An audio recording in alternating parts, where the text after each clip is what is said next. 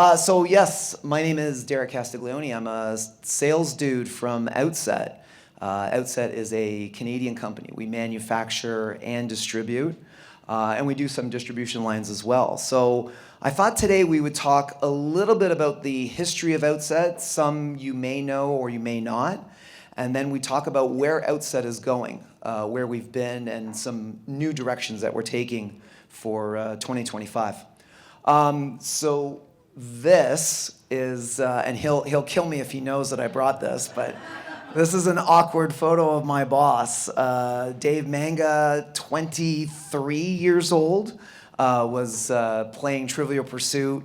Absolutely hated the Canadian content in it. Apparently it was all wrong, really rubbed him the wrong way. And he saw a business opportunity and made his own trivia game, borrowed some money from his dad and some friends. And boom, a business was born. Started selling it, calling local bookstores. Here is a fun shot he shared with us. This is the early CRM where you keep organized all of your computer contacts. Very sophisticated. He used a ruler to cross off when the customer reordered, right? So yeah, that's the old days. And then the company continued to grow. He found success with Canadian trivia, printing new editions, and with the anniversary of Canada, decorated a van, printed the latest edition, and drove across Canada, advertising the game, local bookstores, toy stores, you name it. Apparently at night he would go into bars and have trivia night with his game, kind of grassroots of getting the word out there. Some early photos of the office. I'm sure many of you retailers in the room can relate to those early days, going to Canadian Tire and buying the basic shelves, right, to throw some things up, or the garage sale. I'll point out Dylan, back then a young kid, our IT manager. He's still with the company, keeps everything running in the warehouse and our computer systems. And here's some fun photos of the early catalogs. Outset's always been about games. It's always been about trivia games, family games, things like that. But a lot of you here may know us better from our puzzles. And this was 2005 when Dave was inspired to create a puzzle brand. With the right contacts in manufacturing, he saw an opportunity, and Cobble Hill Puzzles was born. And again, some fun early catalogs, images that of the early puzzles that we did. And it's become very, very popular, very famous. It's something that we're very well known for. Another interesting slide I'll share with you guys, and this is available afterwards. So this for 2024, July 31st, these are the top 10 selling puzzles. So if you're interested what your competition is selling, it's probably one of these. Obviously a lot of Christmas going into Q3, but there are some cottage favorites on there as well. So when I started at the company in 2020, it was spoken to me, and it's something that Dave has a real passion for, and he speaks about it with everyone at the company. If you're working in the warehouse, if you're in the admin office, or you're a sales guy, he's always talking about our core focus, which is a passion to create quality family time for families and friends. We do this by creating and distributing quality games and puzzles. Later, much later, we were actually renting a warehouse. This was a 3PL system. Get the games printed in the factories, put them in the warehouse. There are early days that Dave tells me of pulling carts around, calling, driving down there to the Brampton warehouse to get all these things set up. It was still a building that was rented. But later, there was an opportunity to grow, which we'll get to in a second. But yeah, just some early photos of how we used to do distribution in Canada. And some early games. Those of you who have known Outset for a while may be familiar with some of these titles. I found it very interesting to see how our design has kind of evolved and grown. This is the early Professor Noggin game, which is a terrific trivia game for kids. We have Dragon Dash. Dragon Dash was a game actually designed by Dave Manga. Early on, we were trying to tie into the brand of Professor Noggin, and this was Noggin Playground. Dragon Dash is a great co-op game for kids and parents to play together, and something we still sell today with a different cover. Trivia. So obviously, Canadian trivia. That's how Outset got started. And Dave was able to make contacts with trivia makers, Cheatwell Games. And they had put out an 80s, 90s trivia game, television trivia, and Dave was able to negotiate a deal where we brought that brand to North America and started printing our own version of it. And these are some of the early trivia games that we offer, and some that we still sell today with the 80s and 90s trivia. Canadian trivia is still part of our brand. That's the picture there of the 150th anniversary, limited edition. Anyone here had this copy? Yes, one? Okay, good. I haven't seen it. It's something that I would love to actually see. And then charades. So you'll notice that a big part of the early days of Outset, it's those family favorites. The types of games that a retailer can put on a shelf and a parent goes, oh, it's charades. Oh, it's trivia. I know how to play it. I know what I'm going to get in the box. And you have that there on the shelf, and it was a quick, easy sell. We were able to maintain great quality with simple games that were for kind of a wide array of family fun. And lots of trivia here that we have available from adult, party, kids. I always make the joke that Outset does kids charades, party charades, adult charades, charades, and coming in 2025, charades. So now in 2016, it was time to grow again, and Outset purchased a large warehouse in Brampton. And interestingly enough, for the system of racking that Dylan, our warehouse supervisor, wanted to use, the racking weight was not sufficient for the foundation of the floor. So this photo here is them ripping up the foundation, ripping up the floor. I'm sure as all of you have experienced in your business, you had this plan, and now you have to go for this plan. Some photos I found on our image server that I didn't share are very stressed photos of Dave Manga on a cell phone, standing with a hard hat in the middle of a mud pit as they're digging out the floor to put in the new racking. But we made it, and everything was set up. New warehouse looked amazing. You can see Dave lost a tremendous amount of weight, nothing to do with the stress, I'm sure. Great photo of him and his girls with the brand new Brampton warehouse opening. And I wanted to mention to everyone here that we have a showroom at 36 Braintree. If you're ever in the GTA, the gentleman I'm working with at the show here, George is fantastic at keeping our showroom up to date. If you're ever in the GTA area, give us a call. We would love to give you a tour, show you all of our latest products. It's set up like a store, well lit, so you can come in, check things out, and if you time it just right, there might be beer in the fridge. No guarantees. And I wanted to share this as well. So Outset makes its own games. We do manufacturing with different companies around the world, but we also manufacture our own stuff. A lot of our games that are strictly cards, charades, and trivia are made by our Brampton team. And so I wanted to share this video here of the team actually making Christmas charades. This was 2020, hence the masks. But yeah, that's a video there, and we still continue to make our own games. In fact, we've actually grown in terms of production.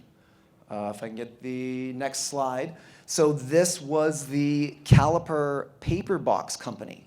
So this is a company that we had used. They're in the GTA. The owner of that company was retiring. Conversations came up. Dave said, well, if you guys are closing up, I'll buy your company. And so now we have the ability. Ooh, that's loud, I apologize. But now we have the ability to actually do our own printing of lids and bases that we could then send to the Brampton team to do the assembly and the wraps.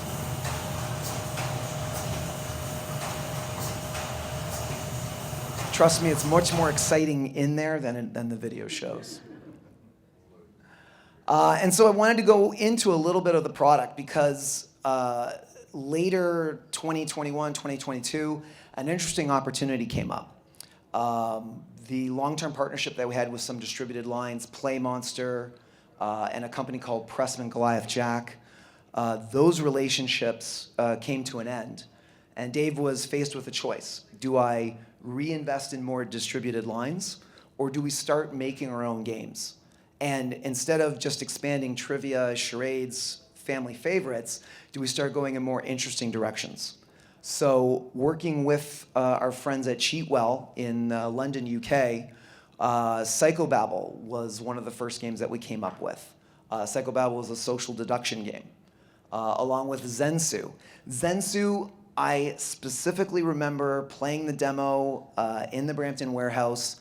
I got very, very excited. It was polished wood pieces, really unique game, felt familiar, so it was easy to teach, but it was something really exciting and new. And I could feel Outset turning in a new direction, which got me really excited. We've always made available Reiner Kinzia games. My Word was something that we had published for quite a while. And one of the things that Kinzia loves working with us is that he just gives us the game, the rules, the design. We have our own in-house art team. We have our own manufacturing developing team. We will actually make the decision on the size of the box, whether or not we should include a pencil and a score pad, what price it should hit the North American market for. And so a little teaser, this is Ape Town. I was at Gamma, and Dave had just gotten back from Essen, and he's like, I got great news. And I'm like, what? And he pulls it out. I'm like, what's that? He goes, Kinsey is going to give us his newest game. We're going to do the publishing for North America. Piatnik's going to do Europe, and we're going to have North America. I'm like, that's awesome. What is it? How do you play? And he opened it up, and I touched a piece, and then customers came in the booth, and I haven't done anything with it since. Please don't ask me questions about Ape Town. If you look on Board Game Geek, you will know as much as I do. But yeah, I'm really excited. That'll probably be for next year. And then a huge milestone for our company was 5 Minute Dungeon. 5 Minute Dungeon, Dave had a relationship with Don, who owns Wiggles 3D. They're in London, Ontario, and went up there, had a meeting, another turning point for the company where we expanded our lineup. We're getting more into hobby-adjacent gaming, things that a lot of people who do CCGs, TCGs are very excited to have in their store. 5 Minute Dungeon, 5 Minute Mystery. It was the start of a great relationship with these guys, with Wiggles 3D. And that brought us to Shadow Ninjas. Shadow Ninjas had a terrific year last year. It was our third best-selling game at Origins in 2024, which was really exciting to see. People were there at the booth. They wanted 5 Minute Dungeon, 5 Minute Mystery, and then they played Shadow Ninjas, and then they would go and get their friends and bring them over to the booth. You got to try this. You got to play this. And by the last day, everyone's making decisions about what games they're going to go home with. And it was, do you guys have the Ninja Kitties? I'm looking for Ninja Kitties. Are you guys with the Ninja? We're like, Shadow Ninjas? Yeah. Show it to me really quick. My friend was talking about it. And it had a terrific Q4. So I think this is going to be one of the first games in Outset's new lineup that's going to kind of break through. And I've mentioned a couple times a company by the name of Cheatwell. So Cheatwell was a company that Dave had met years ago. And you may or may not know this, but games like Puke, Snot, Up a Bit, the trivia games that I spoke of earlier, they were actually Cheatwell games that Dave had reimagined the packaging, kind of worked with them. And it was started by three friends in university. When Cheatwell was closing up shop, 2023, time for the three friends to retire. Again, it came up in conversation, and Dave went, well, don't close, I'll buy your company. It took a bit of negotiations because Cheatwell is actually quite large. Similar to Outset, they have their own manufacturing, their own distribution, their own sales team. But we're really happy to announce that Cheatwell is part of the Outset family. Their lead designer, Paul Lang, helped us with things like Psychobabble, Shadow Ninjas, and some of the other games that we have coming in 2025 and the future. So Feed the Kraken was another big exciting thing. I went to Gen Con just to play Modern Horizons 3 draft. Like, Dave was like, do you want to go to Gen Con? I'm like, sure. He goes, you don't have to work. I'm like, great, I'm going to go play Magic. He is apparently at a table playing Feed the Kraken while I'm being a nerd. And he was speaking with the guys at Funtails. And it was that great conversation that Outset gets to have. Do you need help publishing your game? Now that your Kickstarter's done, let's do a version that we can sell all across North America. A little bit more cardboard, a little bit more of an affordable price, so you can hit that wide audience. Feed the Kraken hopefully will be in our warehouse in a few weeks. And we're really excited that this social deduction game is something we're going to add to the Outset lineup. And then some more things from Funtails, still doing distribution, Glenmore 2 and Comet.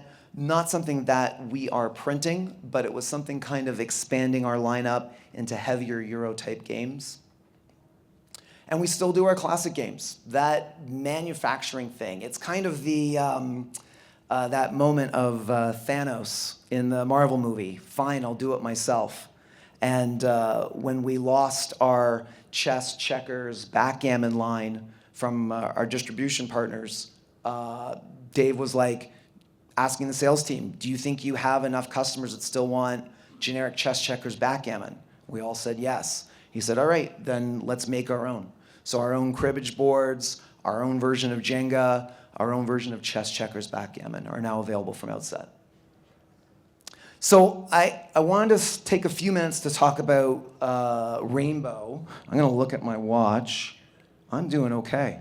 A copy of Rainbow is in each of your kits, your bundles. I love Rainbow. So I apologize, Chris and Stephanie, I know they've heard this story. But we're at our first ever Gamma, second Gamma technically. I'm with Dave. He meets with our friends Piatnik. They're looking for a partner to help them print Rainbow for North America. Dave takes a look at the game, and an hour later, he's like, I want you to check this out. He and I became completely obsessed. The rest of Gamma, in line for coffee. You want to play Rainbow? Yeah, let's play Rainbow. We're finishing up the show. Okay, we can go get something to eat, or we can spend 5 minutes playing Rainbow. Yeah, let's play Rainbow. It is completely unique, a 2-player head-to-head game with a deck of colored cards. The reason for the little tray that stands up there is because Rainbow needs a unique distribution system where players can draw from either side of the deck. I bring up Rainbow, I talk about Rainbow, not just because I love the game, but because it's something that we are doing more of now, which is demoing. I will admit to everyone in this room, Rainbow is amazing. Rainbow is fun to play. Rainbow is cool. The box is a little boring. It is a game that needs to be demoed. I've given you all a copy because I want you to play it and fall in love with it as much as I have. Anytime you need a demo for any of these games, any of these products, demos are available. I strongly believe that when we give demos to our retailers, you guys sell better. Whether you're sharing them with your customers or you're just giving them to an employee to play at home so that they make better conversations with your customers in your stores. So demos are something that Rainbow kind of really unlocked that conversation.